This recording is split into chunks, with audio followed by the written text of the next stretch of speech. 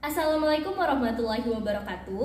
Halo semua, perkenalkan nama saya Aziza Salsabila Fauzi dari kelas 12 MIPA 3, absen nomor 12. Sebelumnya saya di sini membuat video ini, saya akan mempresentasikan resume mengenai Sistem Informasi Akuntansi atau SIA.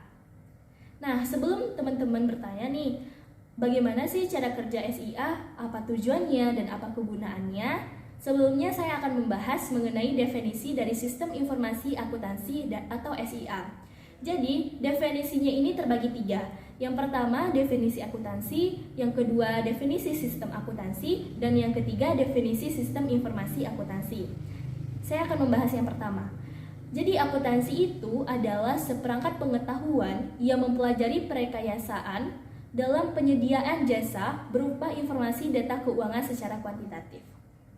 Yang kedua, definisi dari sistem akuntansi itu adalah suatu metode atau suatu proses pengumpulan data, pengklasifikasian, pengintisarkan, dan melaporkan data tersebut kepada suatu perusahaan.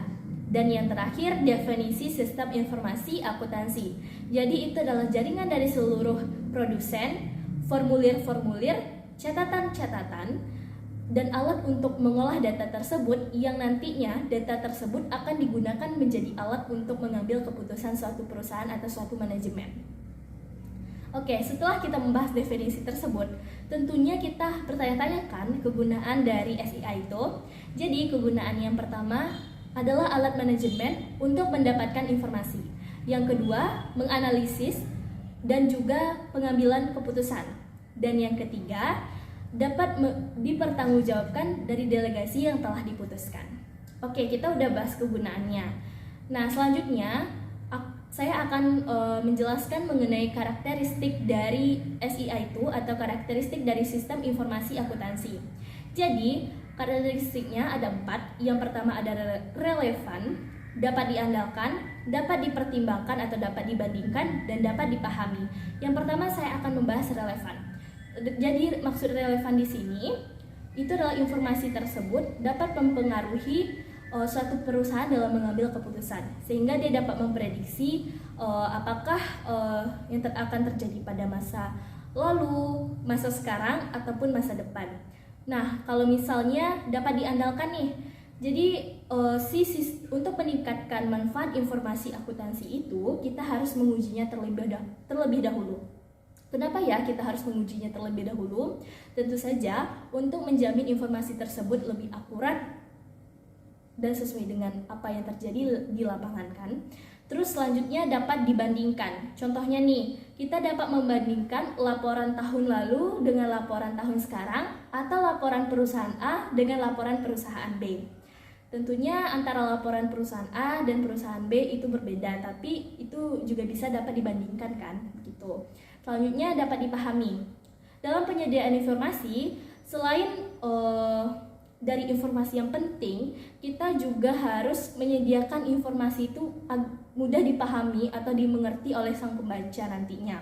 So, untuk informasi yang berkualitas itu adalah informasi yang memuat semua informasi yang penting dan juga tentunya dapat dipahami. Selanjutnya tujuan dari sistem informasi akuntansi. Yang pertama, mengumpulkan data dari kegiatan perusahaan tersebut selama kurun waktu 12 bulan. Yang kedua, memproses data menjadi informasi untuk pengambilan keputusan. Dan yang ketiga, untuk mengendalikan seluruh aspek dari perusahaan tersebut. Lanjut, kita akan membahas unsur-unsur dari sistem informasi akuntansi itu. Dia ada 5. Yang pertama itu formulir, ada jurnal, buku besar, buku pembantu, dan juga terakhir laporan. Pertama, saya akan membahas mengenai formulir. Jadi kegunaan dari formulir ini adalah mencatat atau merekam transaksi dari satu perusahaan. Yang kedua, jurnal. Itu yang berfungsi untuk mencatat, mengklasifikasikan transaksi yang sejenis, dan juga untuk meringkas data keuangan lainnya. Nah, jurnal ini ada 5. Yang pertama, jurnal pengeluaran kas, itu mencatat pengeluaran kas Jurnal penerimaan kas mencatat penerimaan kas. Terus ada jurnal penjualan. Nah, jurnal penjualan mencatat transaksi penjualan kredit. Kalau selanjutnya jurnal pembelian itu mencatat pembelian transaksi kredit. Kalau misalnya jurnal umum ini nih kayak mengkoreksi data keuangan yang salah, dan juga dia juga dapat kita membuat data keuangan yang tidak dapat dibuat pada jurnal khusus. Selanjutnya ada buku besar atau general ledger. Nah, general ledger ini digunakan untuk meringkas data keuangan. Selanjutnya ada buku buku bantuan atau buku pembantu atau subsidiary ledger. Ini adalah berisikan rekening-rekening pembantu yang nantinya digunakan untuk merinci data-data keuangan. Nah, yang terakhir ada laporan sistem informasi akuntansi, di mana ini nih berisikan tentang hasil akhir dari akuntansi. Oke, selanjutnya saya akan membahas mengenai tipe-tipe dari sistem informasi akuntansi. Jadi tipe sistem informasi akuntansi ini ada 3. Yang pertama sistem manual, sistem informasi berbasis komputer. Terus selanjutnya ada sistem database. Yang pertama sistem manual atau manual system. Nah, jadi sistem manual ini sama kayak manual, misal kita kayak manual gitu. Jadi ciri utamanya itu kayak masih menggunakan logika dan tenaga kerja manusia, dan masih menggunakan kertas atau kayak buku akuntansi besar gitu. Terus kalau misalnya yang kedua itu sistem informasi berbasiskan komputer atau computer based transaction system. Itu tuh kayak lebih hampir mirip sama sistem manual, namun perbedaannya itu ada pada si user atau penggunanya nanti dapat memproses data menggunakan komputer. Nah, kelebihannya di sini itu dapat menghemat tenaga kerja manusia pastinya. Terus dan juga kelebihannya itu dapat memproses data dengan waktu yang cepat, dan juga dapat kita cek kapan saja dan di mana saja tentunya. Terus selanjutnya sistem database. Nah, sistem database ini keuntungannya lumayan cukup besar. Yang pertama, dia dapat menginefisiensikan dan tidak terjadinya pengulangan. Jadi kayak pengurangan inefisiensi sama pengulangan gitu. Terus nanti dan juga dia juga dapat menyimpan data secara data keuangan, dan keuangan tuh kayak dipisah gitu. Sama satu lagi, dia menyimpan data dalam bentuk data warehouse. Nah, kita udah tahu cara kerja SIA. Selanjutnya gimana sih? Sebelumnya tadi kita membahas mengenai tipe SIA. Selanjutnya kita akan membahas mengenai cara kerja SIA. Cara kerja SIA yang pertama pengumpulan data.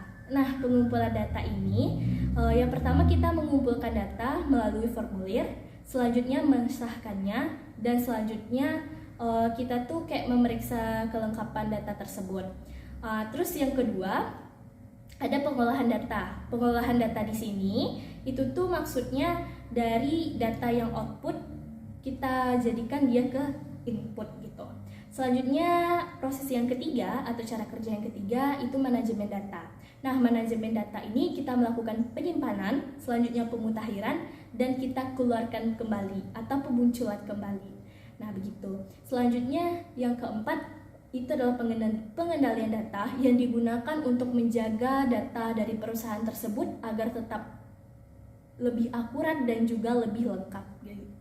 Selanjutnya ada penginformasian. Nah, penginformasian ini ada 3 cara. Yang pertama penginterpretasian, pelaporan, sama penginformasian data keuangan tersebut. Nah, kita udah bahas cara kerja tadi. Ada 5. Yang pertama pengolahan data, ada pemrosesan data, manajemen data, pengendalian data, dan juga satu lagi pengkomunikasian data. Selanjutnya materi terakhir itu adalah pengguna sistem informasi akuntansi. Nah, pengguna sistem informasi akuntansi yang pertama yaitu internal. Nah, internal ini dia tuh mencakup manajemen accounting. Jadi kayak nanti sistem data ini akan dibagikan kepada suatu perusahaan. Kayak dalam satu perusahaan tuh aja, misalnya untuk manajemen atau untuk direktur dari perusahaan tersebut. Nah, kalau misalnya pengguna yang kedua yaitu eksternal, itu dia mencakup financial accounting. Jadi data keuangan nanti itu dia akan diberikan kepada misalnya kayak produsen, pemasok atau pemilik saham. Nah, begitu. Jadi hanya itu yang materi yang dapat saya sampaikan mengenai sistem informasi akuntansi. Kalau misalnya ada kekurangan saya mohon maaf, kalau ada kesalahan saya mohon maaf. Terima kasih. Wabillahi taufiq wal hidayah. Wassalamualaikum warahmatullahi wabarakatuh. Bye bye.